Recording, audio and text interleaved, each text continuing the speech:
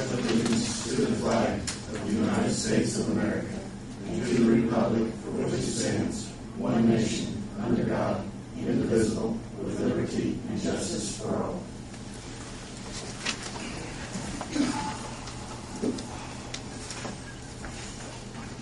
Today is September 7th, 2010. The time is 5 p.m. and the regular meeting of the Greensburg Board of Works is called to order. Please silence your cell phones if you would, please. Roll call vote, please, Jim. Darrell. Here. Linda. Here. Rodney. Here. And Steve said that's back from California. I know you.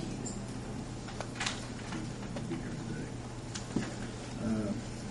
First thing to do is approve the minutes of the regular meeting of August 2nd, 2010. Are there any corrections or additions? Make the motion that we minutes be approved. Second.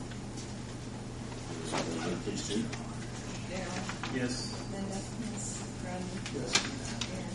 Yes. First item on the agenda, new business. Laura Welburn, road closing for Paul Western.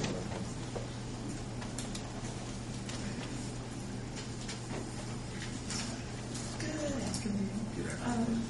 Melanie Maxwell of the DGBC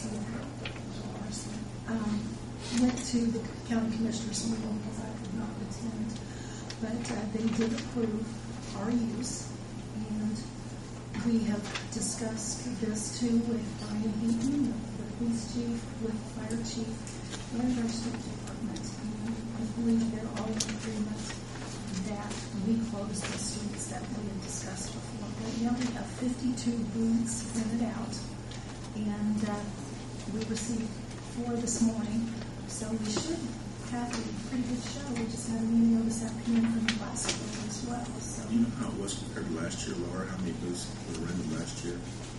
I think there were approximately between 36 and 40. The list was in a box, I guess, last year that disappeared. Someone stole a tote bag of things from our headquarters space. But so I'm keeping everything on a spreadsheet, so we have multiple copies. What's what you say about Melanie now she's in the room?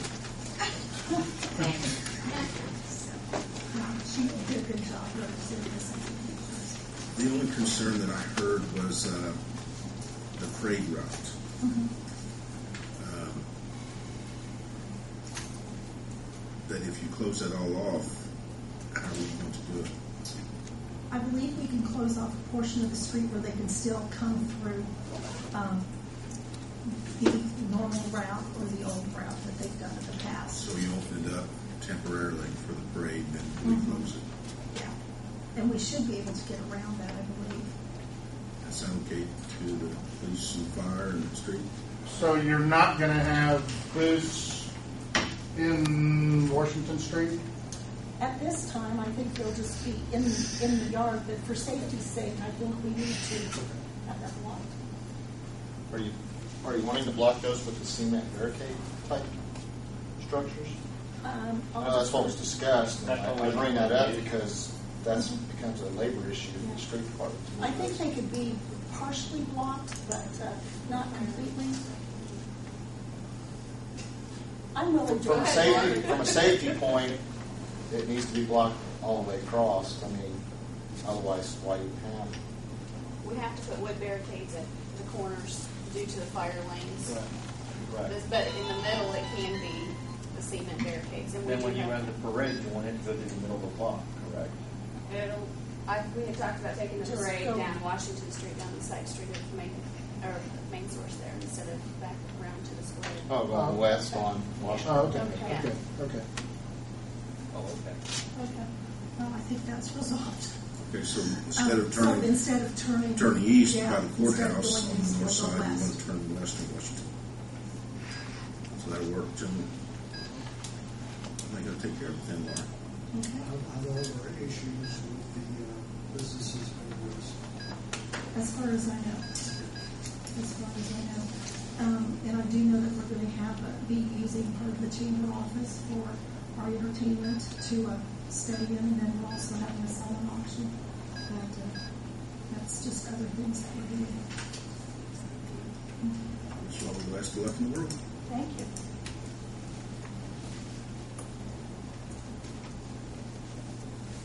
Next item on the agenda is Kelly Miller, road closing for trunk or treat.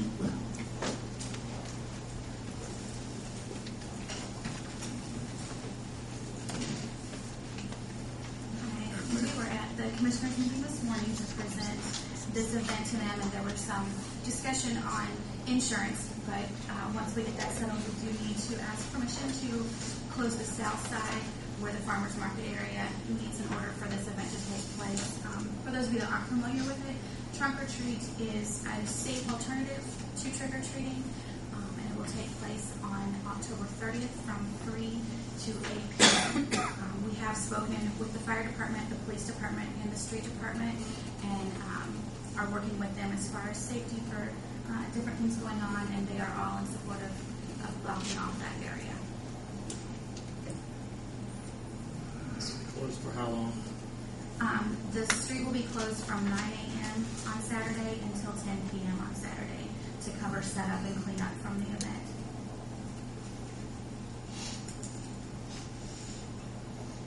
I imagine we will need the same thing that the county would ask of you as far as insurance. Okay. And since that meeting, I did go ahead and secure proof of insurance from Community Church. If you guys need a copy of that, I'm more than happy to give that to you today. That'd be fine. Police, fire, and street, do you have any concerns over this? It's just the south side and the inside of the courthouse there. That's the only street that we blocked off, yes. We're looking at blocking off some of the parking spots around the inside of the square to use for the actual vehicles to park in. But as far as blocking off streets, it would just be the south side of the square. Does this pose any conflict with the Kiwanis activities? We were not made aware of that until last Friday, and we are wanting to work alongside them so that we can actually incorporate their parade into the event. Okay. We're both wanting to use a stage so that way they could have the stage during that time and have the parade route actually follow down into the square. So have you initiated that discussion as of yet? We have not. We spoke with someone who was a member of the Kiwanis, but we have not spoken with what is his name? Mr. Westerfield as far as the organization of it. Okay, I would appreciate if you would do that. Absolutely, absolutely. They've been doing it for many years. Right. I would like to see them out of the picture. Absolutely. We would love to coordinate that.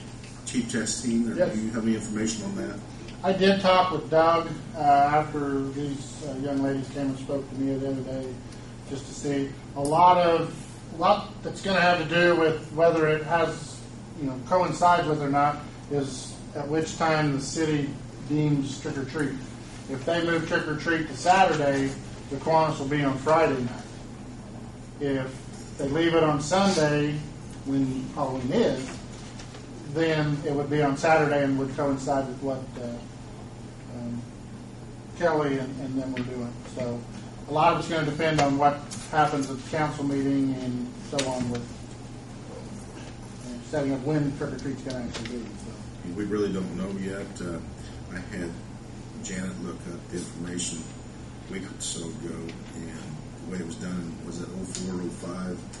The council chose to do it on Sunday instead of Saturday, which Sunday was the actual trick or treat or Halloween.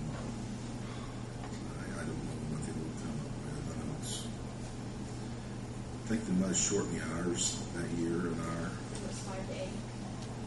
And because it is a school night the next day.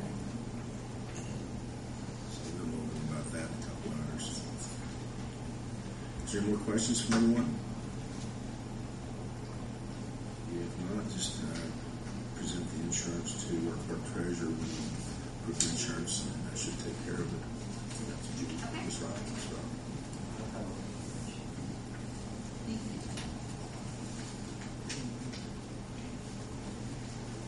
District Commissioner Mark Foster-Camper. Backhoe bids, trailer quotes. Chicken.